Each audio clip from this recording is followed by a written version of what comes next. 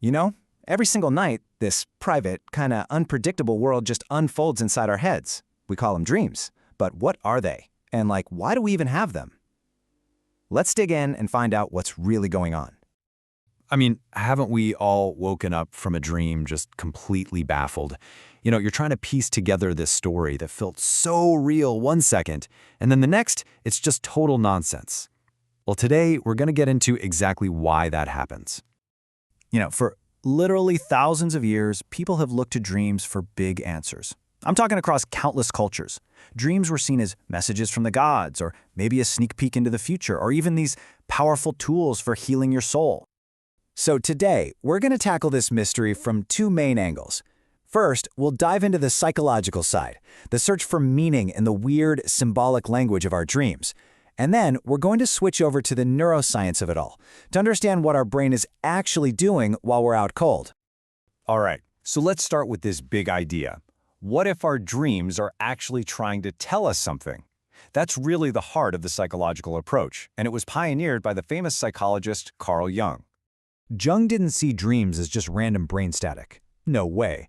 For him, they were this pure, unfiltered bridge straight into our unconscious mind. He believed they're a huge part of what he called individuation, which is basically the lifelong journey of becoming your most whole, authentic self. Okay, so to get a handle on this dream language, Jung came up with the idea of archetypes. The easiest way to think about them is like universal characters in stories. The ones that show up over and over again in myths and fairy tales and religions all around the world. And get this, they also show up in your dreams. And these archetypes, they aren't just characters in some random story. No, they represent key parts of our own inner world. So if you dream about a hero going on a quest, that might be a sign that you're developing your own strength. Or if you meet a wise old sage, that could point to you getting in touch with your own inner wisdom. Now, one of the most powerful and frankly one of the most common archetypes we run into is the shadow.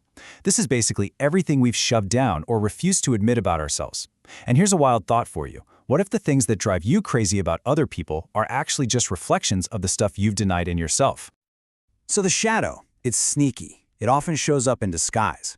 That terrifying monster chasing you down a dark alley in your dream? Jung would probably say you're not running from a monster. You're running from a part of yourself.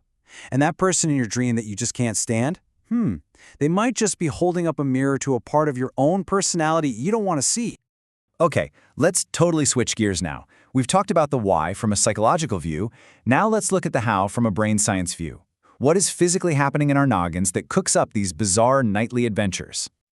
All right, so most of those really vivid, story-like dreams, they happen during what's called REM sleep, rapid eye movement.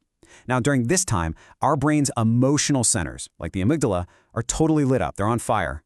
But the parts responsible for logic and making sense of things, they've kind of clocked out for the night. And that imbalance, it perfectly explains why dreams can feel so incredibly emotional, but the plot is just all over the place. And this is a fantastic way to understand the difference between two things people always mix up: nightmares and night terrors. A nightmare is a scary dream. It has a story, it happens during that REM sleep we just talked about, and that's why you usually remember it. A night terror, on the other hand, is totally different. It's more like a sudden jolt of fear when you're transitioning between deep sleep stages. There's little to no story, and most of the time, the person doesn't remember a thing about it. So, what's the point of a bad dream anyway? Why does our brain do that? Well, one really cool idea is the threat simulation theory. The idea is that, from an evolutionary perspective, dreaming is kind of like a virtual reality simulator. It's like our brain's built-in training program for all the scary stuff life can throw at us, letting us practice our fight or flight responses in the total safety of our bed. So, which is it? Are dreams all about psychology, or are they just biology? Well, the answer might actually be both. And there's no clearer example of this than when we look at how our brains try to process trauma through our dreams. For people who have PTSD, nightmares aren't just a side effect. They're a huge part of the experience. And we're not talking about your average bad dream here. For so many, these are terrifyingly exact replays of what happened, playing over and over, night after night. And get this number, 80%. That is just staggering. It really shows you how deeply a traumatic event can get wired into us. It's like the brain's fear circuit gets stuck on a loop with the psychological story of the trauma, creating this awful, vicious cycle. But, and this is so important, This is where we see those two perspectives, the meaning and the function, come together in this beautiful way. There's a therapy called image rehearsal therapy, or IRT. It's this powerful technique where a person actually rewrites the meaning of their recurring nightmare. By consciously creating and then rehearsing a new positive ending, they can literally retrain their brain's biological function and break the nightmare's hold. It just goes to show you that we really do have the power to rewrite our own inner stories, even the scariest ones.